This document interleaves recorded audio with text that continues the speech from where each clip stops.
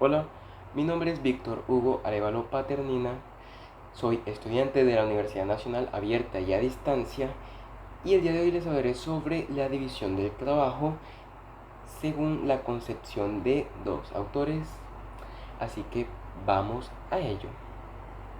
Bueno, entonces, para empezar a indagar sobre el concepto de la división del trabajo, en este caso citaremos dos autores importantes para la sociología, los cuales específicamente son Karl Marx y Emile Durkheim, cada uno con su respectivo punto de vista sobre la división del trabajo, empezando por Durkheim. Para poder hablar sobre cómo éste percibe la división del trabajo, debemos tener en cuenta tres factores: la moral, la doble conciencia y los tipos de solidaridad. Ahora, ¿a qué se hace referencia cuando hablo de la moral? Pues es simple, cuando menciono esto estoy señalando la importancia de investigar la moral como un comportamiento adicional que debe ser estudiado científicamente. En efecto, es crucial examinar la moral desde una perspectiva científica, ya que toda sociedad depende de ella para su adecuado funcionamiento y cohesión. Por consiguiente, este aspecto se convierte en un tema esencial en el ámbito de las ciencias sociales, centrándose principalmente en cómo los individuos con unas características y motivaciones personales pueden contribuir de manera colaborativa a la sociedad a través de la solidaridad, además de explorar las modificaciones y diversas formas de solidaridad que han existido en el transcurso del tiempo. Cuando hablamos de la doble conciencia, se toma en cuenta dos tipos de conciencia: una llamada conciencia individual, la cual se refiere a esos valores propios e intereses individuales, y por otro lado está la conciencia social, constituida por esos valores en común con la sociedad de la cual somos parte. Ahora, está esta conciencia social, ¿cierto? Y esto mismo da origen a dos tipos de solidaridad. La solidaridad mecánica trata sobre la semejanza de sus miembros. De hecho, en esta las creencias comunes son más fuertes que los valores individuales. Un tipo de solidaridad propia de las sociedades arcaicas. Otro tipo de solidaridad es la solidaridad orgánica, que es producto de la división del trabajo social, en donde el individuo se vuelve más dependiente de la labor que desempeñan los demás y por lo tanto de la sociedad en general. Estas solidaridades se han dado en distintas sociedades, cada una diferenciándose de la otra.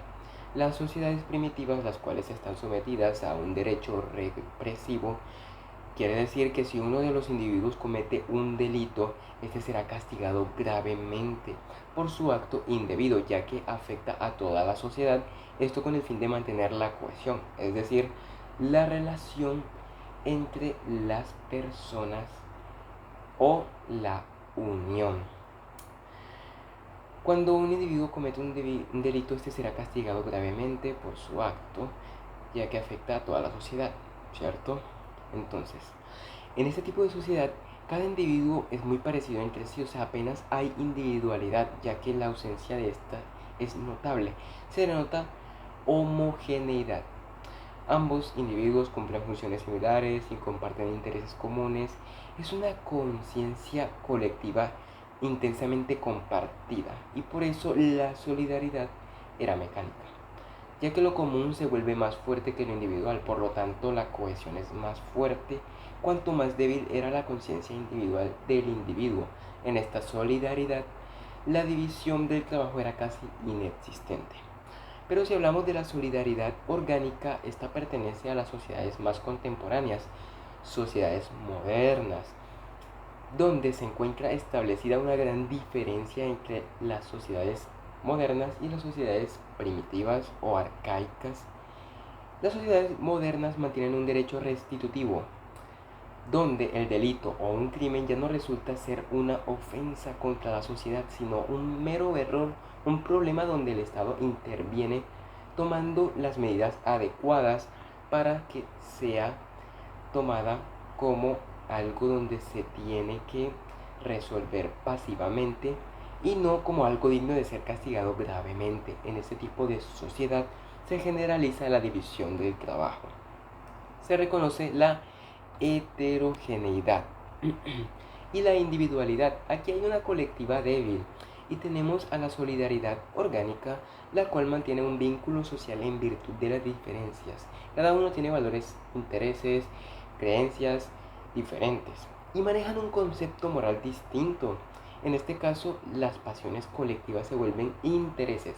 Por lo tanto, si yo me dedico a una tarea o actividad única y en específico, necesariamente dependo de los productos o funciones que desempeñan otras personas o los demás. Y si queremos un ejemplo, aquí lo tenemos. Un ejemplo es que podría ser el de un trabajador que no puede mantenerse sin seguridad. Asimismo, estos no pueden mantenerse sin un supervisor o administrador, entre otros. Ahora seguimos con Karl Marx y su punto de vista en la división del trabajo social. Resultado de la urgencia de las personas por interactuar y establecer conexiones en la sociedad al aventurarse en el mundo exterior, según Karl Marx. Y de ahí surge un concepto de lo que él llamaba conciencia social, es decir, la habilidad de identificarse como parte de una clase social en conflicto con las demás clases, y al relacionarse los hombres entre sí surgían lazos sociales, con los cuales luego llegaría la división del trabajo social, y asimismo este traería algunas consecuencias como la distribución del trabajo, la distribución desigual del trabajo y sus productos, la aparición de la propiedad privada y la formación de las clases sociales. Con esto surge la conciencia de clase, refiriéndose a los objetivos e intereses de cada clase en particular. Este es un término muy importante en la teoría de Marx de la historia de la sociedad humana, ya que trae consigo el término lucha de las clases, la cual no es más que una lucha entre opresores y oprimidos. Estas clases se distinguen debido a aspectos económicos. Cada integrante de la clase va a tener intereses en común dependiendo de a qué clase pertenezcan. Una vez aquí hacemos llamado a la sociedad capitalista, sociedad que Marx estudió en detalle, donde se encuentran dos clases sociales claramente determinadas por su posición en el sistema de producción, siendo estas dos clases la burguesía y el proletariado.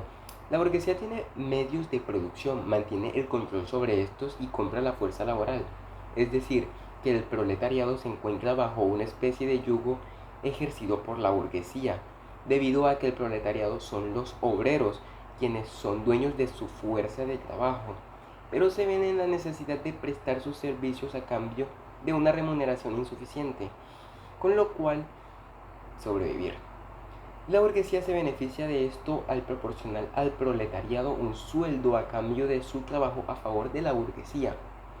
Otro fenómeno dado por la división del trabajo es la alienación. Se trata de la desconexión que se produce entre el empleado y su labor, incluso a nivel emocional. Por lo tanto, la persona no experimenta su actividad laboral como algo personal, sino como algo externo, algo que no proporciona satisfacción, sino que implica un esfuerzo. En esta situación pueden surgir dos escenarios: uno en el que el objeto que el trabajador produce deja de ser de su propiedad, o bien en el que ya no lo identifica como propio. Esto implica que el trabajador se encuentra desafortunado en su labor, dado que contribuye a la creación de abundantes riquezas que no le pertenecen, y encima esas riquezas son destinadas a la clase burguesa, quien lo explota a cambio de una baja remuneración. Esta alienación tiene tres formas diferentes. La primera forma es la alienación del obrero respecto a los productos de su trabajo, o sea que el trabajador invierte su esfuerzo en la producción de un artículo que, una vez terminado, no está bajo su propiedad. La alienación del obrero en el acto de la producción. En este lugar labora de manera coaccionada y descontenta, experimentando una sensación de extrañeza durante su trabajo.